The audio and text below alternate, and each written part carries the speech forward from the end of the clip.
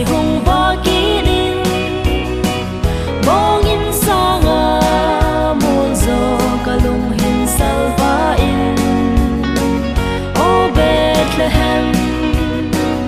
o Bethlehem asi ka chung uwa ba zing in tun so nin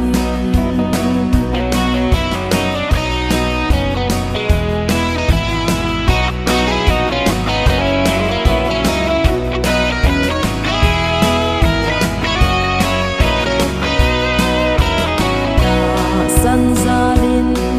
Bethlehem zo nu te chun leng thei Mary choi lai le le ban pa ka ban ke ngoi no nun nem jing wal pa I mu di dam lai zin li mu ti I nei go thil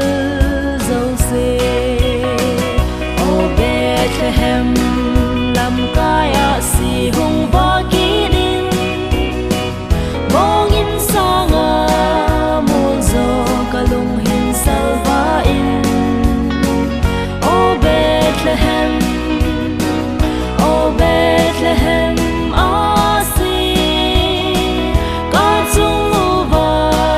ba zing in tun so din